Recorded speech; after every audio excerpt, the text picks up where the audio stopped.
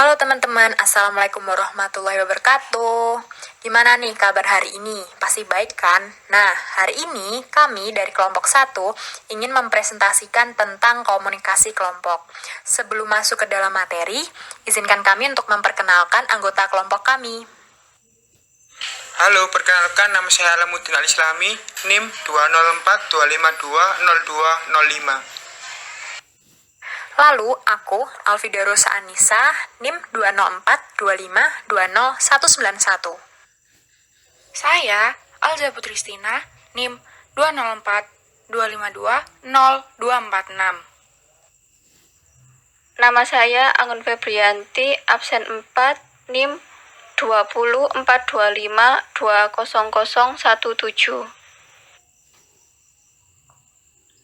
Saya Arum Dewi Rati Puspita Manggarsari, nomor induk mahasiswa 2042520074. Perkenalkan, saya Aziza Nurrohmah, NIM 20425200073. Pengertian komunikasi kelompok. Komunikasi kelompok pada intinya merupakan interaksi tatap muka dan memiliki susunan rencana kerja untuk mencapai tujuan kelompok.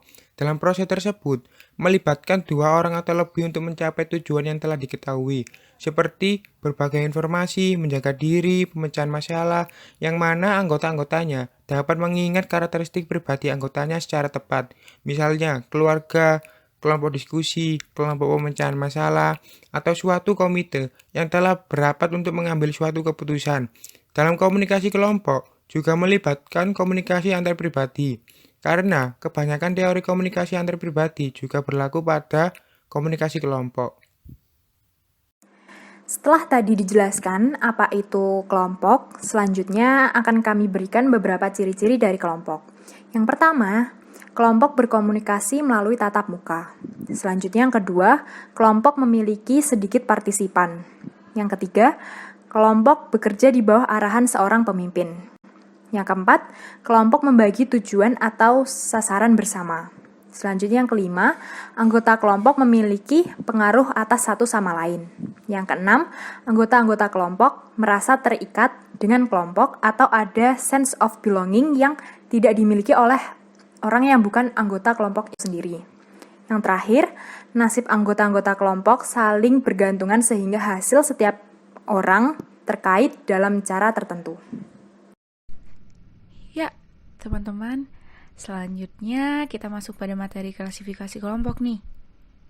Nah, pada materi klasifikasi kelompok ini terdapat beberapa subbab loh. Oke, kita masuk pada subbab pertama, yaitu terdapat kelompok primer dan kelompok sekunder. Nah, sebelum saya jelasin, pasti kalian ada yang tahu nih, apa sih kelompok primer itu? Kemarin sempat disinggung dikit lah juga sama Bu Ima. Buat kalian yang tahu, bisa ya kalian jelasin di kolom komentar, kami tunggu. Oke, kelompok primer yaitu sering terjadi di hubungan sekitar lingkungan kita. Erat hubungannya dengan kita, biasanya ditandai dengan hubungan emosional, personal, dan keakraban yang menyentuh di hati kita. Contohnya bisa dikatakan hubungan kita dengan keluarga kita, hubungan kita dengan pacar kita, dengan teman dekat kita, sahabat kita, bahkan hubungan kita dengan tetangga kita. Bisa dicontohkan apabila kalian yang rumahnya berada di pedesaan atau kalian yang hidup di lingkungan pedesaan atau kalian mempunyai saudara di pedesaan, kalian pasti bisa merasakan terkenalnya keakraban di suatu pedesaan, di mana kalian diberlakukan secara amat hangat oleh mereka, dan kalian dapat merasakan rasa suasana aman, damai, dan tentram. Seperti itu. Selanjutnya kita masuk pada kelompok sekunder. Nah, kelompok sekunder ini sendiri keterbalikan dari kelompok primer, di mana kelompok sekunder ini merupakan hubungan yang biasanya ditandainya itu dengan tidak ada keakraban satu dengan yang lainnya. Bisa dikatakan tidak personal. Dan tentunya tidak adanya tanda-tanda yang menyentuh di hati kita. Selain itu, kelompok sekunder ini komunikasinya tuh bersifat sangat dangkal dan terbatas, teman-teman. Dan apabila kelompok primer itu bersifat sangat dalam dan meluas. Arti dalam di sini yaitu dapat menembus kepribadian kita yang paling tersembunyi, yang menurut kita paling privacy untuk kita sendiri. Itu bisa dikatakan kelompok primer. Dan kelompok primer di sini cenderung informal. Dan apabila kelompok sekunder cenderung sangat formal. Nah, selanjutnya kita masuk pada subbab yang selanjutnya, yaitu in-group, out-group. In-group di sini dikenal sebagai kelompok kita, dan out-group di sini kelompok mereka.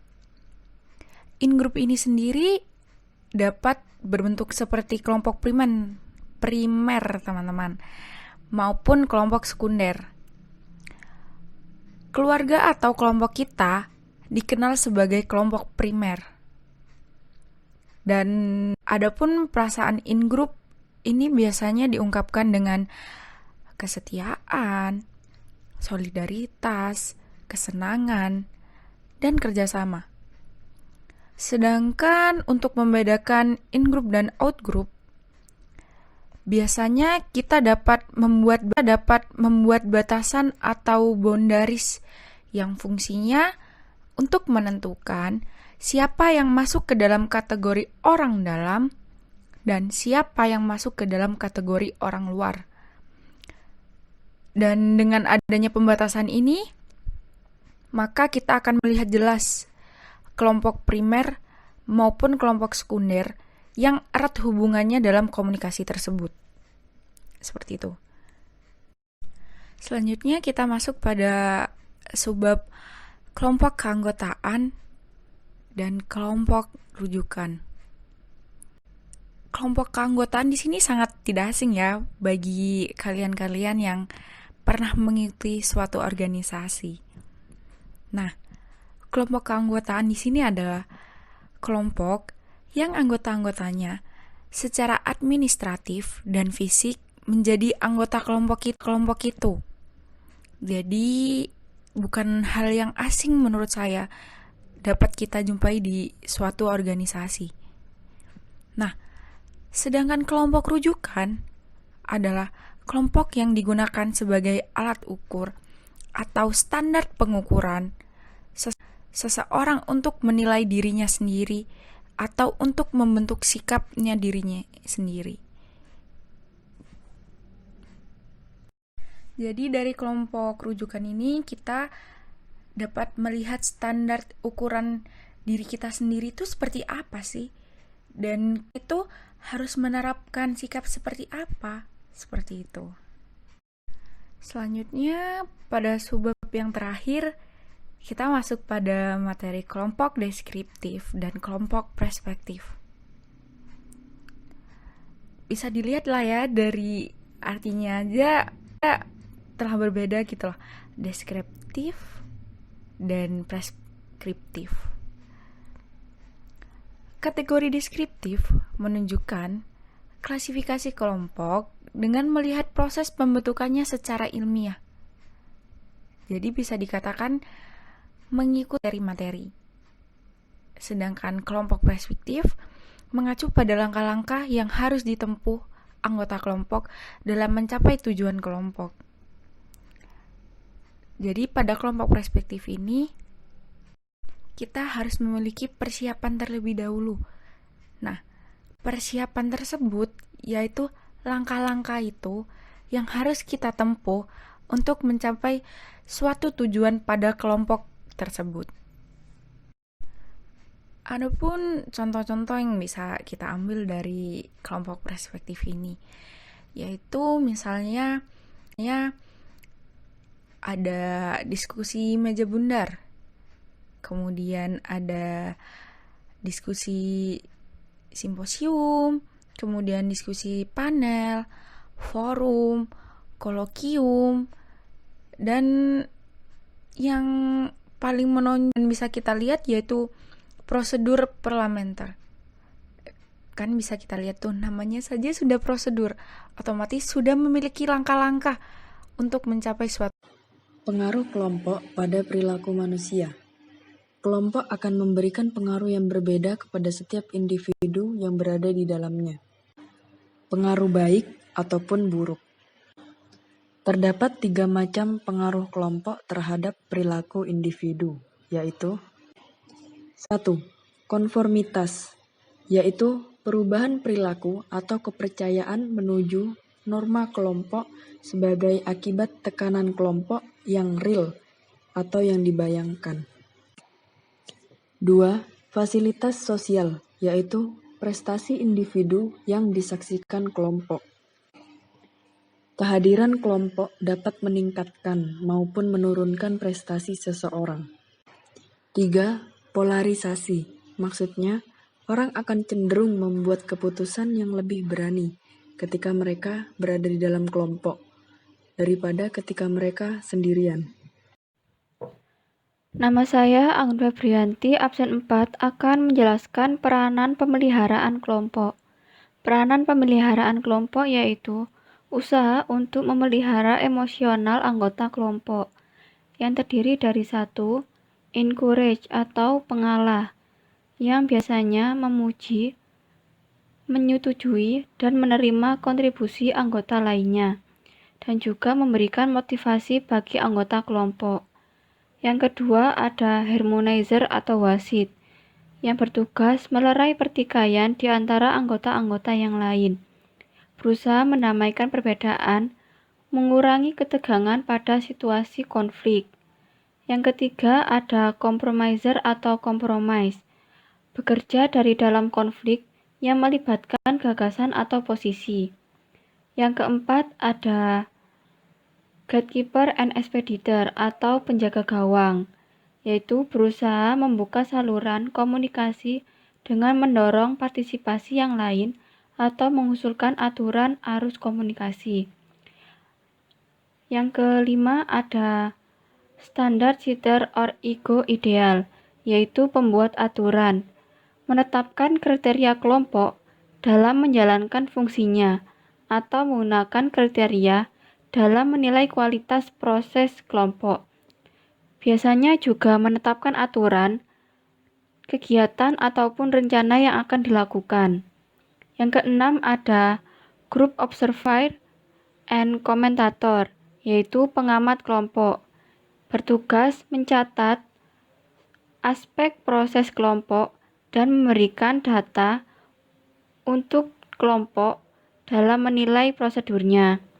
Yang ketujuh ada follower, yaitu pengikut, yaitu biasanya mengikuti gerakan kelompok secara pasif, menerima gagasan yang lain, dan juga berfungsi sebagai pendengar dalam diskusi kelompok dan mengambil kesimpulan.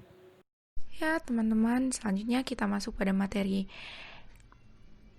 peranan tugas kelompok ya. Nah, di peranan tugas kelompok ini ada banyak peranannya. Yang pertama yaitu ada initiator kontributor. Nah, initiator kontributor itu menyarankan atau mengusulkan kepada gagasan-gagasan baru atau cara baru yang berkenaan dengan masalah yang dibicarakan. Selanjutnya ada information seeker atau pencari informasi.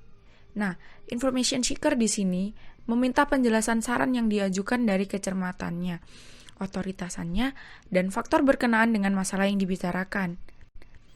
Selanjutnya ada opinion seeker atau pencari pendapat. Bukan hanya menanyakan kasus, tetapi juga penjelasan mengenai nilai yang relevan dengan usaha kelompok atau nilai-nilai yang mendasari saran yang diajukan atau saran alternatif.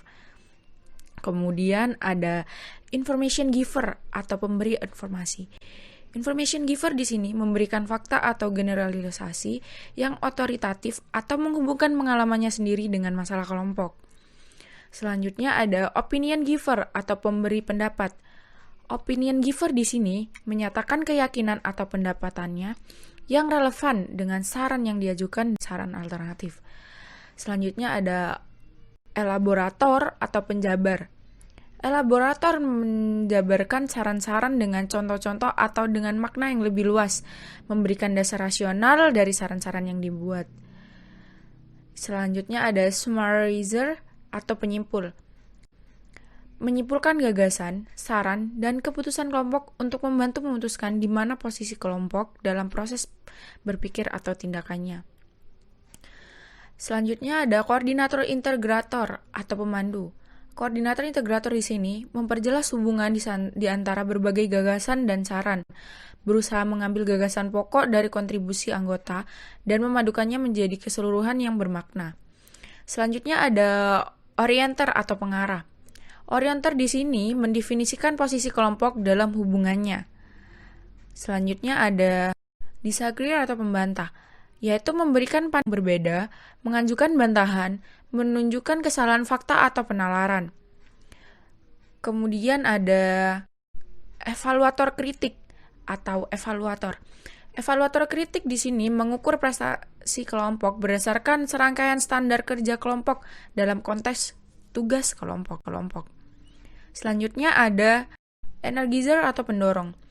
Mendorong kelompok untuk bertindak atau mengambil keputusan. Selanjutnya ada prosedural teknikal atau penugas teknik, yaitu melayani keperluan kelompok.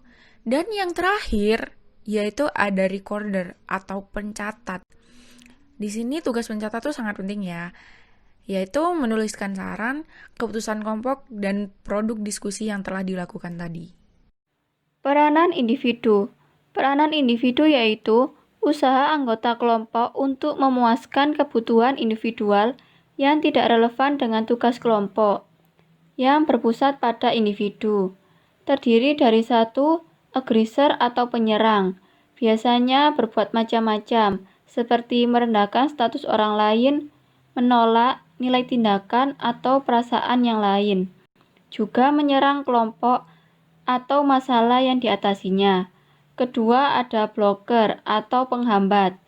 Blocker atau penghambat cenderung bersikap negatif dan secara kepala batu, menolak, membantah, dan menentang tanpa alasan yang kuat. Selanjutnya ada recognition seeker atau pencari muka, yaitu berusaha dengan berbagai cara untuk menarik perhatian orang lain dengan cara sering dengan membual, melaporkan kehebatan pribadinya. Selanjutnya ada self-confessor atau pengungkap diri, yaitu menggunakan kesempatan yang disediakan oleh kelompok, menggunakan perasaan, wawasan, dan ideologi yang bersifat pribadi dan tidak ada sangkut pautnya dengan kelompok. Selanjutnya ada playboy, yaitu menunjukkan ketidakacuhan terhadap proses kelompok dengan sikap sinisme, bermain-main, acuh tak acuh, dan perilaku lain yang tidak layak. Selanjutnya ada dominator, yaitu berusaha menegaskan otoritas atau superioritas ketika mengendalikan kelompok atau anggota-anggota tertentu. Biasanya juga disebut dengan menguasai. Selanjutnya ada help seeker atau berusaha menarik simpati dari anggota kelompok yang lain atau dari seluruh kelompok dengan mengungkapkan rasa tidak aman, kebingungan, dan ketidaktahuan. Atau biasa juga disebut dengan pencari bantuan. Selanjutnya ada special interest pleader atau sponsor kepentingan khusus. Biasanya menyembunyikan prasangka atau biasanya dalam bentuk stereotip yang sesuai dengan kebutuhan individualnya. Suatu kelompok yang efektif dipengaruhi oleh dua faktor, yaitu dari karakteristik kelompok atau faktor situasional dan karakteristik anggotanya atau faktor personal. Dari faktor situasional, keefektifan sebuah kelompok dipengaruhi oleh aspek-aspek berikut. Yang pertama, ukuran kelompok. Jenis tugas yang harus diselesaikan oleh kelompok akan menentukan prestasi kelompok tersebut. Jenis tugas itu sendiri dibagi menjadi dua, yaitu tugas koaktif dan tugas interaktif. Tugas koaktif adalah tugas yang harus diselesaikan sendiri oleh setiap anggota. Sedangkan dalam tugas interaktif, masing-masing anggota saling berinteraksi untuk menghasilkan suatu keputusan. Faktor lainnya adalah tujuan kelompok. Apabila tujuan kelompok memerlukan kegiatan untuk mencapai suatu pemecahan yang benar, maka hanya diperlukan sebuah kelompok kecil supaya produktif, terutama bila tugas yang dilakukan hanya membutuhkan sumber, keterampilan, dan kemampuan yang terbatas. Apabila tugas memerlukan kegiatan yang menghasilkan berbagai gagasan kreatif, maka diperlukan jumlah anggota kelompok yang lebih besar. Faktor selanjutnya adalah distribusi partisipasi dan kepuasan anggota. Semakin besar ukuran kelompok, maka semakin berkurang kepuasan anggota-anggotanya. Pembagian tugas dalam kelompok yang memiliki sedikit anggota akan lebih besar porsinya daripada dalam sebuah kelompok yang memiliki anggota banyak. Sehingga kelompok yang memiliki anggota sedikit cenderung merasa lebih puas. Berikutnya adalah jaringan komunikasi. Jaringan komunikasi dibagi menjadi 5, yaitu bentuk roda, rantai, Y, lingkaran, dan bintang.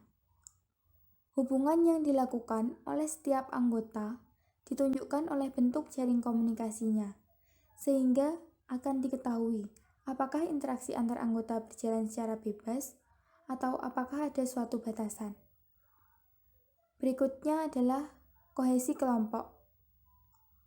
Kohesi kelompok adalah sesuatu yang mendorong anggota kelompok untuk tetap tinggal dan mencegahnya keluar dari kelompok. Ada beberapa hal yang menyebabkan anggota tetap tinggal dalam sebuah kelompok. Contohnya, apabila dalam sebuah kelompok ada seseorang yang disukai atau diidolakan, dan juga apabila kegiatan dan fungsi kelompok merupakan hobinya, maka dia akan cenderung betah untuk tetap tinggal di dalam kelompok. Berikutnya adalah kepemimpinan. Terdapat 3 gaya kepemimpinan, yaitu otoriter, demokratis, dan laissez-faire. Gaya kepemimpinan otoriter. Pemimpin yang otoriter memusatkan segala keputusan dan kebijakan yang diambil dari dirinya sendiri secara penuh. Segala pembagian tugas dan tanggung jawab dipegang oleh si pemimpin yang otoriter tersebut, sedangkan para anggotanya hanya melaksanakan tugas yang telah diberikan. Gaya kepemimpinan demokratis. Gaya kepemimpinan demokratis adalah gaya pemimpin yang memberikan wewenang secara luas kepada para anggota. Setiap ada permasalahan, selalu mengikutsertakan anggota untuk mengambil keputusan.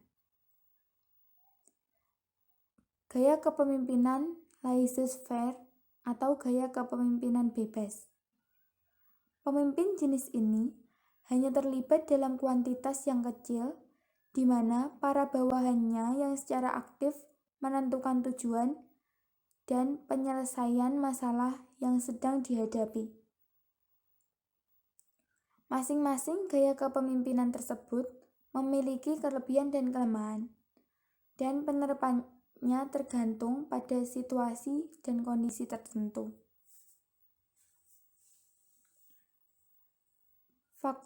Berikutnya adalah faktor personal. Faktor personal terdiri dari yang pertama, kebutuhan interpersonal. Seseorang mengikuti suatu kelompok karena mereka mempunyai alasan tertentu. Ada 3 alasan yang memengaruhi, yaitu yang pertama, inclusion. Seseorang masuk dalam sebuah kelompok karena ingin menjadi bagian dari kelompok tersebut. Yang kedua, control. Seseorang memasuki sebuah kelompok karena ingin mengendalikan orang lain. Yang ketiga, affection. Seseorang mengikuti sebuah kelompok karena ingin memperoleh keakraban dengan orang lain. Faktor personal berikutnya adalah tindak komunikasi. Apabila sebuah kelompok bertemu, maka akan terjadi komunikasi, baik secara verbal maupun nonverbal antar anggota kelompok. Berikutnya, peranan.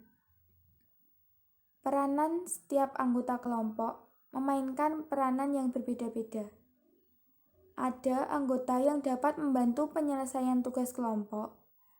Ada juga anggota yang memelihara suasana emosional kelompok agar tetap baik. Dan ada juga anggota yang egois yang hanya menampilkan kepentingan individu saja.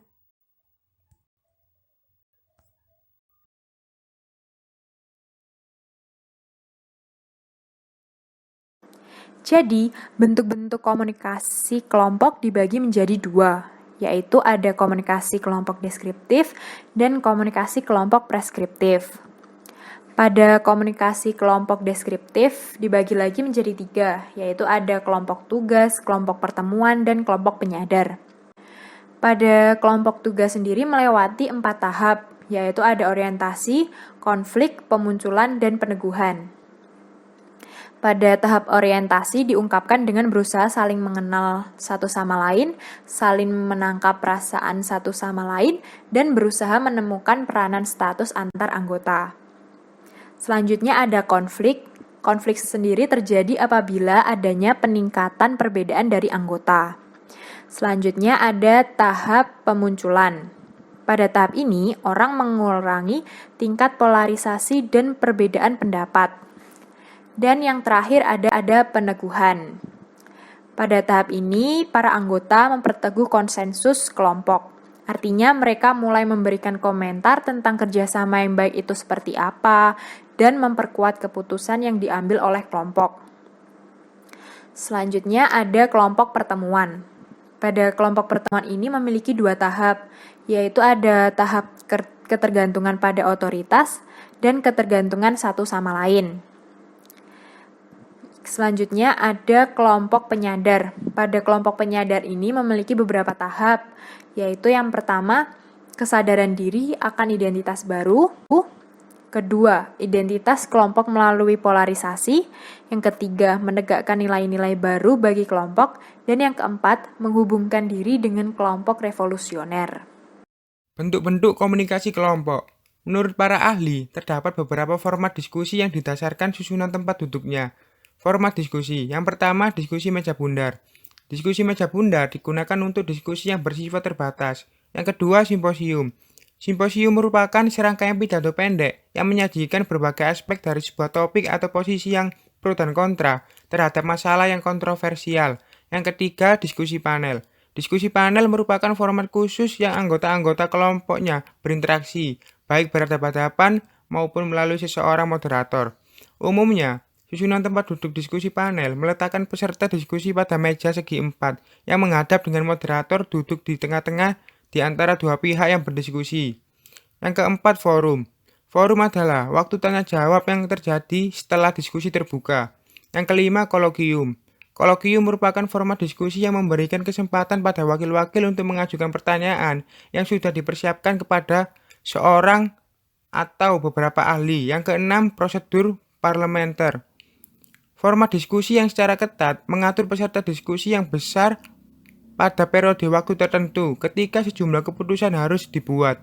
Para peserta harus mengikuti peraturan dan tata tertib yang telah ditetapkan secara eksplisit. Sistem agenda pemecahan masalah. Yang pertama, urutan pemecahan masalah kreatif. Yang kedua, urutan berpikir reflektif. Dan yang ketiga, pola solusi sosial. Langkah-langkah yang dilakukan untuk persiapan rapat, yaitu yang pertama, merencanakan rapat. Aktivitas merencanakan rapat yaitu menjelaskan tujuan, mengantisipasi hasil, memilih rencana tindakan, mengembangkan dan distribusi agenda, mendelegasikan perencanaan lain. Yang kedua, memimpin rapat. Dibagi menjadi 3 aktivitas, yaitu menangani masalah pokok seperti peran tugas, peninjauan agenda, unsur-unsur pelaksanaan. Yang kedua, memimpin orang seperti mengendalikan keaktifan berbicara yang berlebih, mendesak orang yang diam untuk berbicara, melindungi anggota baru dan mendorong pernyataan gagasan, menekan kecenderungan mematikan gagasan, meningkatkan jenjang senioritas, menutup rapat dengan nada positif. Yang ketiga, manajemen diri, yaitu menghindari pendominasian rapat, mengadakan persiapan dengan baik, mengendalikan rapat yang menyimpang, menghindari pertanyaan yang membuat masalah, menghindari gangguan yang bersifat humor, menghindari pelecehan anggota, menghindari kebiasaan interupsi. Langkah yang terakhir, menindaklanjuti rapat, seperti mengevaluasi rapat, mendistribusikan laporan, melaporkan rekomendasi kelompok. Nah, itu tadi penjelasan kita tentang materi komunikasi kelompok hari ini. Jika kalian punya pertanyaan, bisa kalian simpan dulu. Lalu setelah ini, kalian beralih ke Google Meet ya untuk diskusi selanjutnya. Nah, link akan kita share melalui grup kelas setelah video ini berakhir. Terima kasih atas perhatian dari teman-teman. Wassalamualaikum warahmatullahi wabarakatuh.